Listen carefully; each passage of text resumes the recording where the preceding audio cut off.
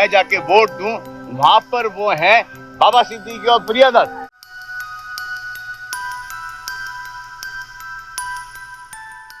महाराष्ट्र के पूर्व मंत्री और एनसीपी अजित पवार गुट के नेता बाबा सिद्दीकी को वाई लेवल की सिक्योरिटी दी गई थी, लेकिन इसके बाद भी बीते कुछ दिन पहले गोली मारकर उनकी हत्या कर दी गई। अकॉर्डिंग टू इंफॉर्मेशन 15 दिन पहले बाबा सिद्दीकी को जान से मारने की धमकी मिली थी और इसके बाद उनकी सिक्योरिटी को बढ़ा दिया गया था। मुंबई के बांद्रा इलाके में बाबा सिद्दीकी और उनके बेटे जीशान सिद्दीकी पर 12 अक्टूबर को एक सनसनीखेज हमला हुआ। रात 9 बजे तक बाबा सिद्दीकी अपने खेरवा ऑफिस में थे और लगभग 9:30 बजे दोनों घर जाने के लिए निकले। जीशान सिद्दीकी पहले ऑफिस से बाहर निकले, जबकि बाबा सिद्दीकी 5 मिनट बाद अपने पार्टी वर्कर्स से मिलते हुए वहां से निकलने लगे। उनकी कार ऑफिस से 100 मीटर की दूरी पर खड़ी थी। इसी दौरान अचानक एक बम विस्फोट हुआ, जिससे वहां अफरा तफरी मच गई। शुरुआत में लोगों को लगा कि यह दुर्गा माता उत्सव के दौरान फोड़े जा रहे पटाखे हैं, क्योंकि आसपास का माहौल उत्सवपूर्ण था। लेकिन जल्द ही सभी को समझ में आ गया कि यह कोई साधारण घटना नहीं थी।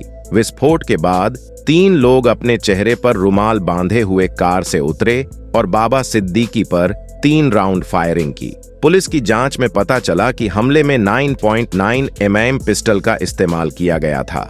गोली सीधे बाबा सिद्दीकी के सीने में लगी, जिससे वे तुरंत जमीन पर गिर पड़े।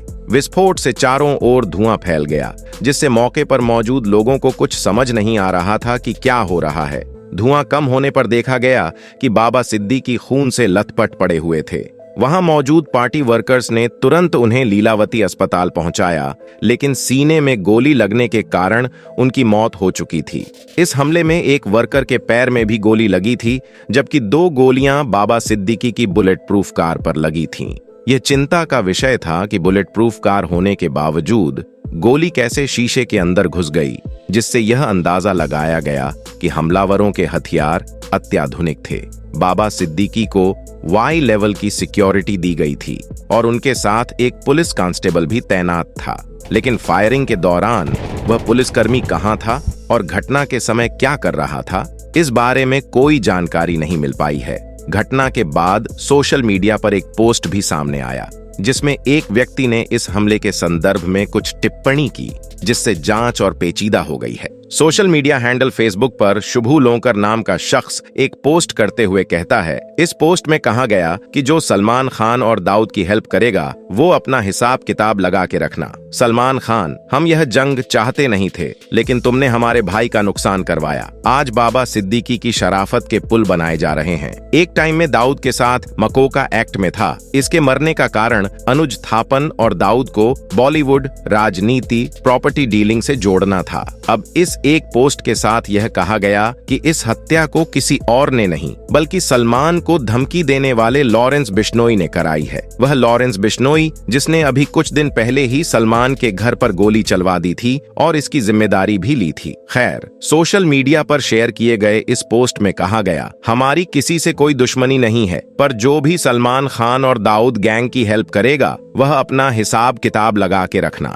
पोस्ट में धमकी भरे अंदाज में कहा गया कि हम हमारे किसी भी भाई को कोई भी मरवाएगा तो हम रिस्पांस जरूर करेंगे। इस पोस्ट में आखिर में हैशटैग्स भी लगाए गए हैं। हैशटैग लगाकर लिखा गया लॉरेंस बिश्नोई ग्रुप, अनमोल बिश्नोई, अंकित बहादुर, शेरेवाला। अब इस पोस्ट के सामने आने के बाद सवाल खड़े हो गए हैं साहब कि जिस सोशल मीडिया अकाउंट से यह पोस्ट शेयर किया गया है वो शख्स कौन है। मीडिया रिपोर्ट्स के मुताबिक यह शुभम लोंकर को इसी साल फरवरी के महीने में महाराष्ट्र पुलिस ने अकोला से अवैध हथियारों के साथ गिरफ्तार किया था। इसी के बाद से पुलिस की जांच में शुभम लोंकर का कनेक्शन लॉरेंस बिश्नोई गैंग से सामने आया था। उसने पुलिस को पूछताछ में भी बताया था कि उसकी बात विदेश में बैठे लॉरेंस के करीबी अनमोल बिश्नोई से होती है। दोनों वीडियो कॉल के जरिए भी बात करते थे। साथ ही पुलिस की जांच में उस वक्त शुभम लोंकर ने यह भी कबूल किया था कि उसकी बात वीडियो कॉल के जरिए लॉरेंस बिश्नोई से भी हो चुकी है। अब इसके बाद यह अंदाजा लगाया जा रहा है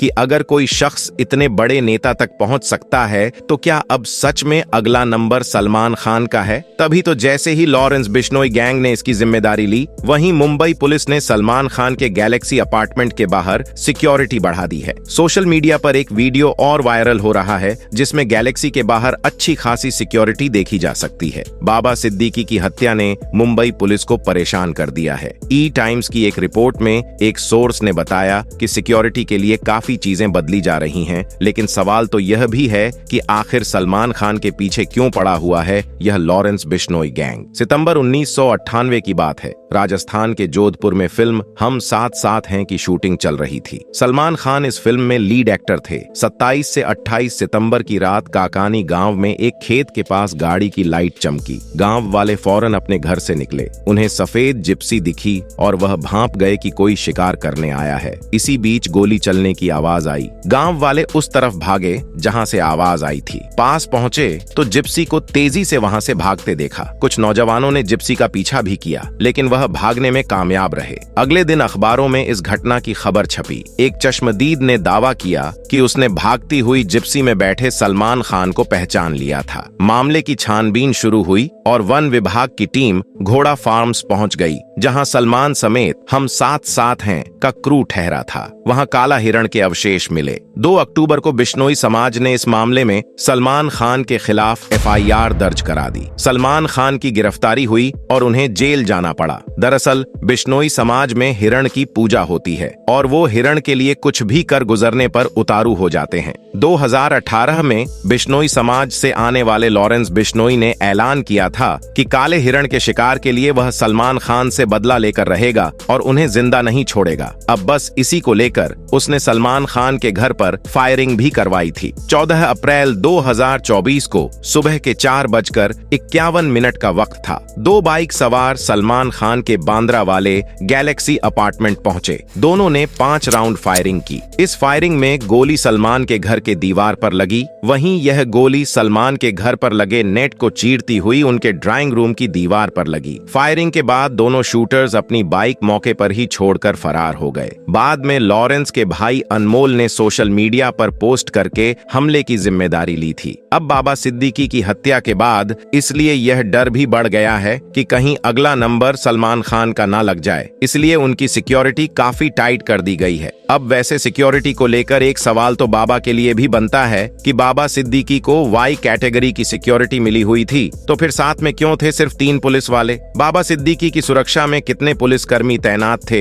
इस बात की आधिकारिक जानकारी में मुंबई पुलिस ने मीडिया को बताया है कि 3 पुलिसकर्मी बाबा के साथ थे, जबकि नेताओं के बयान के मुताबिक बाबा को Y कैटेगरी की सिक्योरिटी दिए जाने की बात कही जा रही है। तो फिर 3 पुलिसकर्मी कैसे? क्योंकि अगर Y कैटेगरी की सिक्योरिटी थी तो Y कैटेगरी में तकरीबन 11 सुरक्षा कर्मी होते हैं, जिसमें से 1 या 2 कमांडो और पुलिसकर्मी भी होते हैं। इसके तहत 2 पर्सनल सिक्योरिटी ऑफिसर्स का ऑफर भी किया जाता है। सिक्योरिटी की जिम्मेदारी निभाने वालों में NSG कमांडो से लेकर बाकी एजेंसियों से जुड़े जवान और अधिकारी भी शामिल होते हैं। अगर Y कैटेगरी की सुरक्षा होती है तो बेहद ट्रेंड कमांडोज इन शूटर्स को वहीं पर ढेर करने की ताकत रखते थे, लेकिन ऐसा नहीं हुआ। अब बात करते हैं कि यह बाबा सिद्दीकी थे कौन। देखिए, बाबा सिद्दीकी के पिता बांद्रा में वॉचमेकर का काम करते थे। सिद्दीकी भी उन्हीं के साथ काम में हाथ बटाते थे। हालांकि काम में वॉच मेकिंग में कम और पढ़ाई के दौरान राजनीति में ज्यादा दिलचस्पी रखते थे और फिर बस वह उसी में मेहनत करने लगे। 1970 में NSUI मुंबई के मेंबर बन गए। इसके बाद वहां मेहनत की और 1980 में बांद्रा युवा कांग्रेस के महासचिव बनाए गए और इसके बाद 1980 में अध्यक्ष। फिर म्यूनिसिपल कॉर्पोरेशन में उनकी एंट्री होती है। 1992 में PMC में पार्षद के रूप में चुने गए। इसके बाद बाबा ने पहले वहां पर पांव जमाए, चुनाव लड़े और इसके बाद बांद्रा वेस्ट सीट से लगातार 3 बार विधानसभा पहुंचे हैं। 2004 से 2008 तक मंत्री भी रहे हैं। इस वक्त उनके बेटे जीशान सिद्दीकी इसी सीट से विधायक हैं। अब ये तो हुआ पॉलिटिकल करियर, पर एक सवाल ये भी रह गया साहब कि इन सब में बॉलीवुड कहां से आ गया? क्योंकि शुरुआती दौर से सिद्दीकी की राजनीति कर्म भूमि बांद्रा रही है और ज्यादातर फिल्मी हस्तियां भी बांद्रा में ही रहती हैं। तो जब वह राजनीति में पांव जमा रहे थे, उसी वक्त उनकी मुलाकात मुलाकात हुई सुनील दत्त से। कहते हैं उसके बाद वह संजय दत्त के करीब आए और बेहद करीब आ गए। दत्त बॉलीवुड में उनका ट्रम्प कार्ड साबित हुए, क्योंकि संजय और सलमान बहुत अच्छे दोस्त हैं। इसलिए संजय ने उनकी मुलाकात सलमान से करवाई और यहीं से शुरू होती है बाबा सिद्दीकी के इफ्तार पार्टी की कहानी, जहां सब आते हैं। सलमान से उनकी दोस्ती का अंदाजा इस बात से भी लगाया जा सकता है कि सलमान ने बाबा सिद्दीकी की प्रॉपर्टी किराए पर ले रखी है। हिंदुस्तान टाइम्स की एक रिपोर्ट के मुताबिक सलमान ने बांद्रा में Salman Khan ventures private limited के तहत डुप्लेक्स अपार्टमेंट किराए पर ले रखा है। मकब्बा हाइट्स में मौजूद इस डुप्लेक्स के मालिक हैं बाबा सिद्दीकी और उनके बेटे जीशान सिद्दीकी। वैसे जब भी बाबा सिद्दीकी की बात होती है या आगे कभी होगी तो एक किस्सा जरूर निकल कर आता है, वह है सलमान शाहरुख की दुश्मनी का किस्सा। उन्होंने बॉलीवुड के दो सुपरस्टार्स यानी सलमान खान और शाहरुख खान के बीच लंबे समय से चली आ रही दुश्मनी को खत्म करा दिया था। कहा जाता है कि साल 2008 में कैटरीना कैफ के जन्मदिन पर शाहरुख और सलमान के बीच एक बड़ा झगड़ा हुआ था। उसके बाद से दोनों ने एक दूसरे से बात करना बिल्कुल बंद कर दिया था और दोनों बड़े बड़े इवेंट्स में भी एक दूसरे से दूरी बनाने लगे। मीडिया में भी बात सामने आ गई कि शाहरुख और सलमान के रिश्ते में कुछ तनाव चल रहा है। भाई फिर 2013 में बाबा सिद्दीकी ने अपनी मशहूर इफ्तार पार्टी में दोनों को इनवाइट किया। उसी दौरान सलमान और शाहरुख लंबे समय के बाद एक दूसरे से मिले और कहा जाता है कि उसी पार्टी में शाहरुख और सलमान ने गले मिलकर अपनी 5 साल लंबी चली दुश्मनी को खत्म किया था। लेकिन सवाल तो अभी भी वही है कि क्या सच में बाबा के साथ दाऊद के रिलेशन थे? दरअसल मुंबई की दंत कथाओं में बाबा सिद्दीकी को बॉलीवुड और अंडरवर्ल्ड का ब्रिज कहा गया, क्योंकि कथित तौर पर संजय दत्त का कनेक्शन भी अंडरवर्ल्ड से माना जाता है और बाबा सिद्दीकी उनके करीबी हैं, तो उनके दाऊद और डी कंपनी से भी जुड़े होने के कयास लगाए जाते रहे हैं। पर यहाँ पर एक ट्विस्ट है, अगर उनका दाऊद से रिलेशन था तो दाऊद उनको धमकाता क्यों? दरअसल सामना में छपी एक खबर के मुताबिक मुंबई में जमीन के एक टुकड़े को लेकर बाबा सिद्दीकी और दाऊद के बीच विवाद हो गया। कहते हैं इसी बात से नाराज होकर 2013 में दाऊद ने फोन पर बाबा को धमकाते हुए कहा था, राम गोपाल वर्मा से बोलकर तुम्हारी फिल्म बनवा दूंगा। एक था MLA। बाबा सिद्दीकी सिर्फ नेता नहीं थे, बी टाउन में उन्होंने अपनी ऐसी पैठ बनाई थी कि वह कुछ ना भी हो तो भी वह बहुत बड़े हैं। बहरहाल पुलिस ने 2 आरोपी गुरमेल सिंह और धर्मराज कश्यप को गिरफ्तार कर लिया है, जबकि तीसरा आरोपी शिवा और चौथा जीशान अख्तर फरार है। आज की वीडियो में फिलहाल बस इतना ही। वीडियो अगर आपको पसंद आई है तो इसे लाइक और शेयर जरूर करें और जाते जाते चैनल को सब्सक्राइब करना बिल्कुल ना भूलें।